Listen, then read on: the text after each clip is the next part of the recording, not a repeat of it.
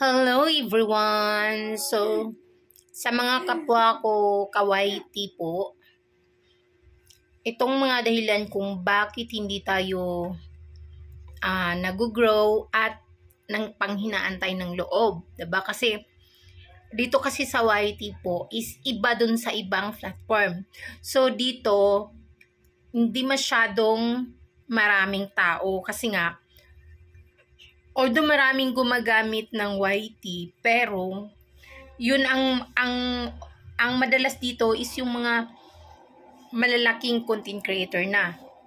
So, tayong mga small content creator is kukunti lang talaga yung mga nagsusupport sa atin. Kaya mas maganda na sumali talaga tayo sa mga kapwa natin small content creator kasi sila lang yung makakatulong sa atin kasi sila lang yung nakakaintindi sa atin.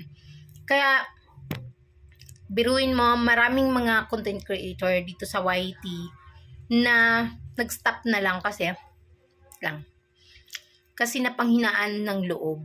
Napanghinaan sila ng loob kasi nga ang hirap kunin ng mga viewers, ang hirap kumuha ng maraming views at subscribers.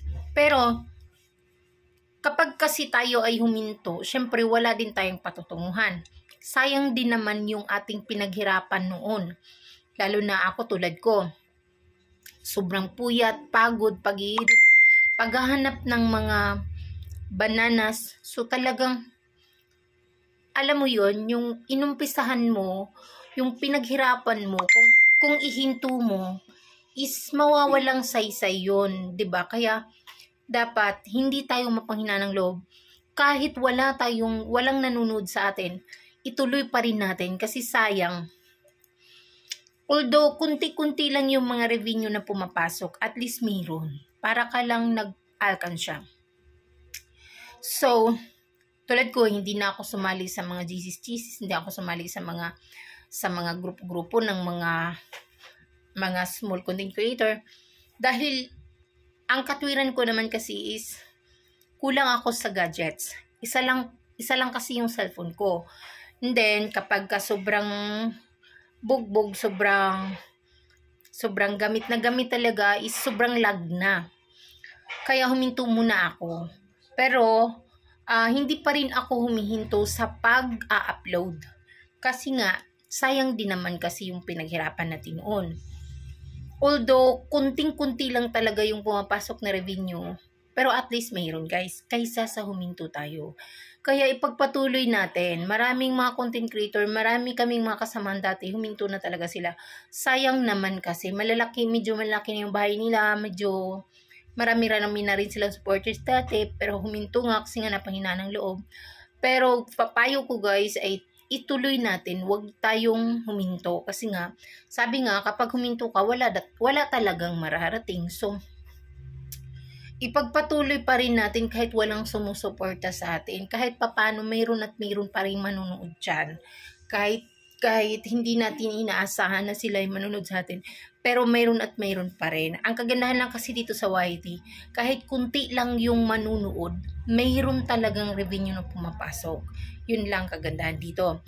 Unlike kasi sa ibang platform, parang mayroon silang views na basihan. Kapag mayroon nga akong mga videos dun na 1K views na pero walang revenue. Kalay mo. Pero dito guys, mayroon akong video dito na 200 views lang, 100 views lang, may revenue. Although sintabos lang, pero mayroon. Yun lang kagandahan dito sa YT. Kaya hindi ko hinihinto, pinagpatuloy ko pa rin kahit wala talagang sumusuporta sa akin. Diba minsan nga wala pa sa 100 views, wala pa sa 50 views. Pero okay lang, tuloy pa rin, tinutuloy ko pa rin talaga yung pagbablog ko kahit papano. Kasi nga, sayang yung pinaghirapan natin noon. Sobrang hirap noon paghahakot natin ng mga subscribers, paghahakot natin ng mga kaibigan, ng mga viewers, ganun. So, sayang, 'di ba? So, sabi nga ang buhay natin ay hindi naman karera. So, patsambahan lang yung pag-angat.